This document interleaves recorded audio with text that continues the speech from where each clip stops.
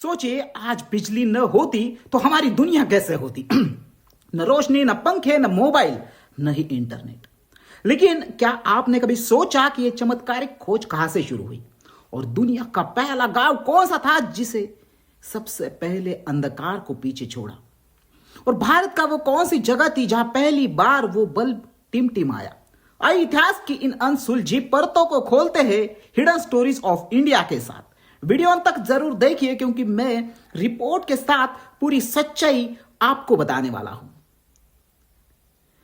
मानव ने हजारों साल पहले प्राकृतिक घटना को देखकर चमत्कृत महसूस किया।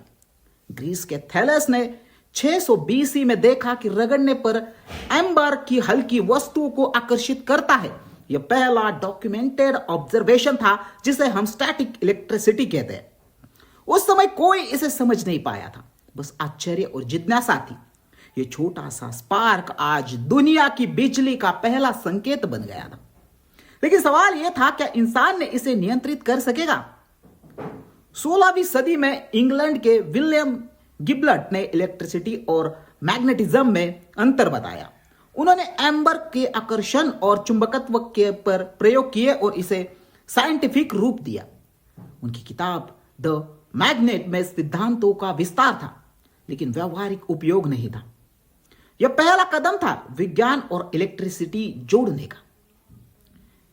गिलबर्ट ने यह दिखाया कि इलेक्ट्रिसिटी केवल चमत्कार नहीं बल्कि स्टडी का विषय है। लेकिन अब भी कोई नियंत्रित विद्युत धारा नहीं बन पाई थी। अब आते हैं जर्मनी के एटो वॉन ग्यूरिक। इसे 1660 में सल्फर ग्लोब बनाया। घर्षण से विद्युत उत्पन्न होती थी और चमकती थी। वो स्पार्क्स दिखाई देते थे। यह प्रयोग स्टैटिक इलेक्ट्रिसिटी के अध्ययन में मील का पत्थर बना। लेकिन यह भी केवल प्रदर्शन था, लगातार ऊर्जा देने वाला स्रोत नहीं। लोग फैसिनेटेड थे, लेकिन इससे रोजमर्रा के जीवन में कोई फायदा नहीं हुआ।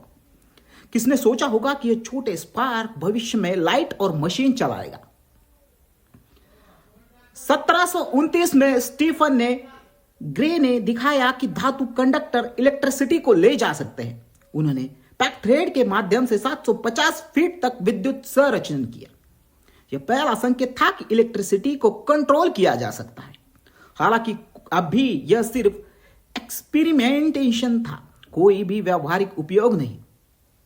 यह खोज आगे के वैज्ञानिकों के लिए एक रास्ता खोल गई कि उन्होंने कभी नहीं सोचा गया कि इसी से पूरा शहर रोशन होंगे। 1752 में बेंजामिन फ्रैंकलिन ने पतंग और चाबी से आकाशीय बिजली पर प्रयोग किया। उन्होंने दिखाया कि बिजली और लाइटिंग का मूल स्वभाव समान है। यह सिद्धांत इलेक्ट्रिसिटी के प्राकृतिक स्रोतों को समझने में मददगार था। हालांकि यह प्रयोग खतरनाक था और केवल सिद्धांत तक ही सीमित था। फ्रैंकलिन ने इस प्रयास से लोगों में क्यूरियोसिटी और एक्सपेरिमेंटेशन की लहर दौड़ी। सवाल था कब इंसान इसे अपने काम आएगा। 1780 के दशक में इटली के एक लुगाई गैवानी ने मेंढक की टांगों पर विद्युत का असर देखा।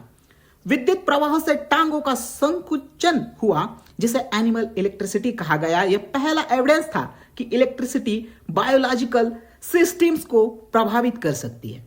हालांकि इसे प्रैक्टिकल पावर सोर्स नहीं माना गया, लेकिन यह खोज इलेक्ट्रिसिटी के अलग पहलू को दिखाती है। कौन जानता था कि वोल्टा की बैटरी ने मॉडर्न इलेक्ट्रिकल सिस्टम की नींव रखी। आज हम जिस सिटी लाइट्स, गैजेट्स और मशीन्स का उपयोग करते हैं, यह उसी फाउंडेशन पर है। यह डिस्कवरी साइंस और इंडस्ट्री दोनों के लिए टर्निंग पॉइंट थी। लेकिन अब भी सवाल था, जब तक बड़े पैमाने पर इलेक्ट्रिसिटी उपलब्ध नहीं होगी, आम जनता का जीवन कैसे बदलेगा? 19वीं सदी में बिजली सिर्फ प्रयोगशाला तक सीमित थी, लेकिन धीरे धीरे वैज्ञानिकों ने इसे शहरों और फैक्ट्रियों में इस्तेमाल करने की योजना बनाई। सेंट लुइस, न्यूयॉर्क और लंदन में पहले एक्सपेरिमेंट शुरू हुए। शहरों को रोशन करना और मशीनों चलाना अब वास्तविक रूप में संभव हुआ। लोगों का क्यूरियोसिटी, जो स्टैटिक स्पार्क से शुरू हुई थी, अब बड़े इन्वेंशन की ओर बढ़ रही थी। लेकिन तकनीकी और चुनौतियां अब भी बड़ी थी।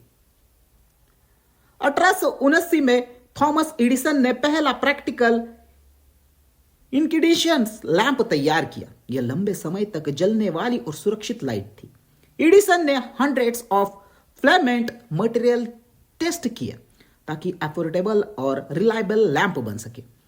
इस इन्वेंशन ने शहरों को रात में जीने योग्य बना दिया। अब इलेक्ट्रिसिटी सिर्फ साइंटिफिक क्यूरियोसिटी नहीं बल्कि डेली लाइफ का हिस्सा बन गई। लेकिन इसके लिए डिस्ट्रीब्यूशन और जनरेशन के बड़े सिस्टम्स की आवश्यकता थी। वैज्ञानिकों ने बिजली को खोजा लेकिन उसे अपनी रोजमर्रा जिंदगी में इस्तेमाल नहीं कर सकते थे। एडिसन ने 1879 में पहले लंबे समय तक चलने वाला इलेक्ट्रिक बल्ब बनाया। इससे पहले तो बल्ब बने थे लेकिन या तो वो गर्म जल्दी फ्यूज हो जाते थे या बहुत महंगे थे। एडिसन ने ऐसे बल्ब बनाया जो हर कोई खरीद सकता था और इस्तेमाल कर सके। लेकिन बल्ब अकेला काफी नहीं था। एडिसन ने सोचा अगर लोगों को रोशनी देना हो तो उन्हें बिजली की सप्लाई भी देनी होगी।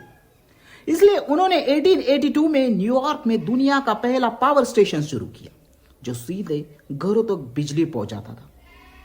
इससे हजारों घरों और सड़कों पर पहली बार इलेक्ट्रिक लाइट्स जली। यही पल था जब बिजली सचमुच लोगों की जिंदगी का हिस्सा बन गई। एडिसन का असली योगदान यही था। उन्होंने बिजली को प्रैक्टिकल, सस्ता और मास लेवल पर उपयोगी बनाया। यानी फ्रैंकलिन ने एक्सपेरिमेंट किया, वोल्टा ने बैटरी बनाई, फ्रेडे ने जनरेटर का प्रिंसिपल खोजा, टेस्ला ने एसी करंट को आगे बढ़ाया। लेकिन एडिसन ने सब डिस्कवरीज को मिलाकर आम इंसान तक बिजली पहुंचाई। इसलिए दुनिया उन्हें अक्सर फादर ऑफ इलेक्ट्रिसिटी यानी बिजली का जनक कहती है। 1878 में इंग्लैंड का कोडलमिंग दुनिया का पहला शहर बना जहां पब्लिक इलेक्ट्रिसिटी सप्लाई दी गई। एक छोटा हाइड्रो इलेक्ट्रिक प्लांट बनाया गया जो नदी के पानी से टरबाइन चलाता था। इसे बिजली से स्ट्रीट लैंप और कुछ शॉप्स को लाइट दी गई। लोग पहली बार केरोसिन लैंप्स की जगह इलेक्ट्रिक लाइट्स देखकर हैरान रह गए। कोडलमिंग का यह छोटा प्रयोग लेकिन यह हिस्ट्री का पहला ऑफिशियल स्टेप था जिसने पूरी दुनिया के लिए एक रास्ता खोला। 1882 में न्यूयॉर्क में एडिसन ने पहला सेंट्रल पावर स्टेशन खोला। पियर्स स्ट्रीट स्टेशन ने मैनहट्टन कुछ ब्लॉक्स को सप्लाई की। यह पहला उदाहरण था जहां इलेक्ट्रिसिटी सेंट्रलाइज्ड तरीके से डिस्ट्रीब्यूट हुई। अब लोग स्ट्रीट लाइट्स और होम्स में इलेक्ट्रिक लाइट्स इस्तेमाल कर सकते थे। एडिसन का यह मॉडल आगे ग्लोबल इलेक्ट्रिसिटी ग्रिड्स की नींव बना। लेकिन यह सिर्फ सिटीज एरियाज तक सीमित था। कौन जानता था कि बायोलॉजिकल एक्सपेरिमेंट भविष्य में बैटरीज तक पहुंचेंगे। 18 में अलेसांद्रो वोल्टा ने वोल्टिक पाइल्स का आविष्कार किया। यह लगातार विद्युत धारा देने वाली पहली मशीन थी। वोल्टा ने धातु और नमकीन पानी से लेयर्स बनाकर इसे बनाया। अब मानव इलेक्ट्रिसिटी को नियंत्रित और कंटिन्यूअस फ्लो में ले जा सकता था। यह डिस्कवरी मॉडर्न बैटरीज का आधार बनी। यह इंसानी इंजीनियरिटी का पहला प्रैक्टिकल इलेक्ट्रिसिटी सॉल्यूशन था। वोल्टा के आविष्कार को यूरोप में जल्दी स्वीकार किया गया। फिलोसॉफिकल ट्रांसमिशन जैसी पत्रकारियों ने प्रकाशित किया गया कि अन्य वैज्ञानिकों ने इस आधार पर नए प्रयोग शुरू किए। इलेक्ट्रिसिटी अब केवल ऑब्जर्वेशन नहीं, रिसर्च का विषय बन गई। इससे साइंटिफिक क्यूरियोसिटी को प्रैक्टिकल एप्लीकेशंस तक पहुंचाया। तो अब सवाल आता है, कब यह आम जनता और शहरों तक पहुंचेगी? वोल्टा की बैटरी ने बिजली के व्यवहारिक उपयोग की नींव रखी। पहले एक्सपेरिमेंट केवल स्पार्क या स्टैटिक तक सीमित थे। अब कंटिन्यूअस इलेक्ट्रिसिटी पॉसिबल हो गई थी। यह डिस्कवरी कम्युनिकेशन, लाइटिंग्स और मशीनरी की दिशा में पहला कदम था। वैज्ञानिकों ने इसे केमिकल रिएक्शन से एनर्जी जनरेट करने के लिए प्रयोग किया। इंसान धीरे धीरे इलेक्ट्रिसिटी को हार्नेस करने लगा। वोल्टा की खोज ने इलेक्ट्रिसिटी के विज्ञान में क्रांति ला दी। इसके आधार पर कई नए इन्वेस्टिगेशन हुए।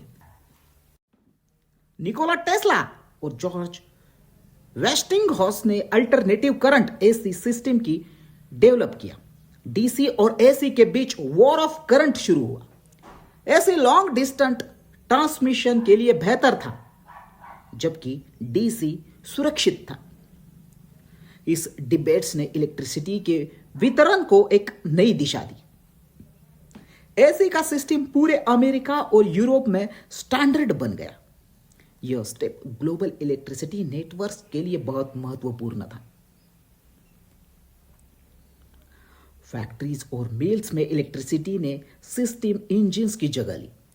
मशीनों की एफिशिएंसी बढ़ी और प्रोडक्शन कॉस्ट कम हुई। नाइट शिफ्ट संभव हुए, जिससे शहरों की इकोनॉमी और तेजी से बढ़ गई। Investigation electricity motor inverter term से इससे जुड़ी बिजली से सिर्फ रोशनी नहीं बल्कि इंडस्ट्रियल रिवॉल्यूशन को एक नई ताकत दे रही थी। भारत में सबसे पहले कोलकाता शहर ने 1879 से 1881 के बीच पब्लिक लाइटिंग के लिए इलेक्ट्रिसिटी अपनाई। ब्रिटिश कंपनीज ने यह आर्क लैंप्स लगाए जो मुख्य रूप से स्ट्रीट और गवर्नमेंट बिल्डिंग्स के लिए थे। 1882 तक Calcutta electric supply corporation CESC बनी और यही इसे रेगुलाइज किया गया। लोग पहली बार रात में रोशन सड़कों पर घूम सके और यही बड़े शहरों इंडिया में इलेक्ट्रिसिटी का पहला बड़ा प्रयोग बना। यही से मॉडर्न इंडियन इलेक्ट्रिफिकेशन की जर्नी शुरू हुई। 1897 में दार्जिलिंग में भारत का पहला हाइड्रो इलेक्ट्रिक पावर स्टेशन स्थापित हुआ। यह छोटा प्लांट हिल स्टेशन की पब्लिक लाइटिंग और मिनिस्चर रेलवे के लिए बनाया गया था। शक्तिशाली धारा 130 किलोवाट की थी और यही British engineer John William Mears के नेतृत्व में बनाया गया। लोग पहली बार इलेक्ट्रिक लाइट्स देखकर दंग रह गए। यह भारत में मॉडर्न इलेक्ट्रिसिटी जर्नी थी। यही से शुरुआत हुई। दार्जिलिंग के सक्सेस के बाद कोलकाता और मुंबई में 19वीं सदी के आसपास इलेक्ट्रिसिटी सप्लाई शुरू हुई। कोलकाता में स्ट्रीट लाइटिंग और ट्रांस के लिए पहला कमर्शियल पावर स्टेशन बनाया गया। मुंबई में इंडस्ट्रियल और रेसिडेंटल एरियाज में बिजली का विस्तार हुआ। शहरों में इलेक्ट्रिसिटी आने से शहरों की लाइफ और कामकाज में क्रांतिकारी बदलाव आया। 20वीं सदी तक की शुरुआत में Bharat coal based thermal power plants की स्थापना शुरू हुई। कोलकाता और मुंबई में छोटे इंडस्ट्रियल प्लांट्स लगे जो शहरों की इलेक्ट्रिसिटी डिमांड्स को पूरा करने के लिए क्रिटिकल थे। थर्मल प्लांट्स ने जो बड़े सिटीज थे उनकी इंडस्ट्रियल ग्रोथ में महत्वपूर्ण योगदान दिया। दार्जिलिंग के हाइड्रो सक्सेस के बाद शिमला और अन्य नॉर्थर्न रीजन्स में हाइड्रो इलेक्ट्रिक प्लांट्स लगाए गए। 1920 में हिल स्टेशन में पानी और इलेक्ट्रिसिटी जनरेट करने के लिए मॉडल के फॉलो किया गया। हाइड्रो इलेक्ट्रिक प्लांट्स ने इंडिया में एनर्जी डाइवर्सिफिकेशन पावर के लिए रास्ता खोला। 1920 और 30 के दशक में इंडियन इंजीनियर्स ने ब्रिटिश टेक्नोलॉजी का अध्ययन करके लोकल रिवर्स और ट्रेन के पर छोटे हाइड्रो प्रोजेक्ट्स प्रोसेस किए। इन परियोजनाओं ने मॉडर्न इंडियन इलेक्ट्रिसिटी नेटवर्क की नींव रखी। इंडियन इंजीनियर्स की मेहनत और प्लानिंग ने कंट्री वाइड इलेक्ट्रिसिटी एक्सपेंशन में महत्वपूर्ण भूमिका निभाई। 1940s में भारत के ग्रामीण इलाकों में पायलट प्रोजेक्ट शुरू हुए। कुछ आइसोलेटेड विलेजेस में स्मॉल हाइड्रो डीजल जनरेटर्स लगाए गए। ये project rural education, health care और सोशल डेवलपमेंट में मददगार साबित हुए। लेकिन लार्ज स्केल रूरल इलेक्ट्रिफिकेशन 1951 के पहले 5 ईयर प्लान के बाद ही नेशनल प्रायोरिटी बनी। 1947 के बाद स्वतंत्र भारत ने रूरल और बड़ी सिटीज में इलेक्ट्रिफिकेशन को नेशनल प्रायोरिटी बनाया। यह पहला पंचवर्षीय योजना में इलेक्ट्रिसिटी जनरेशन और ट्रांसमिशन को प्रमुख स्थान दिया गया।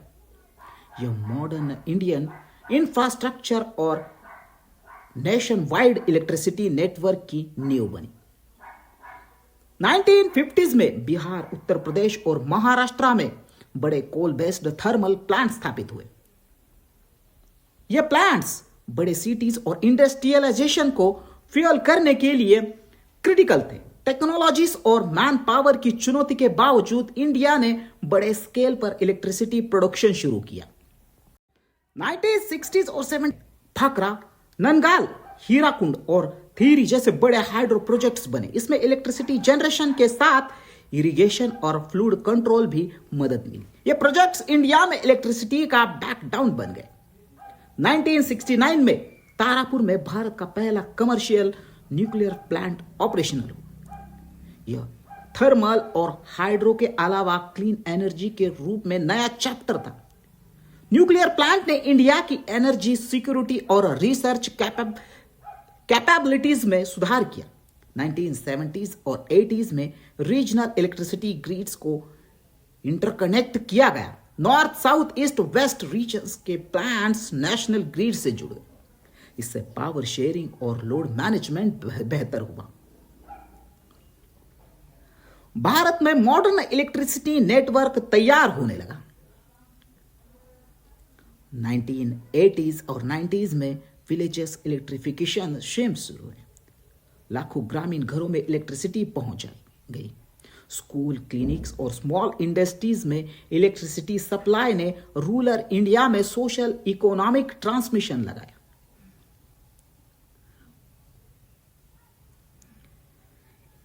(1990s) में इलेक्ट्रिसिटी सेक्टर्स रिफॉर्म शुरू हुए।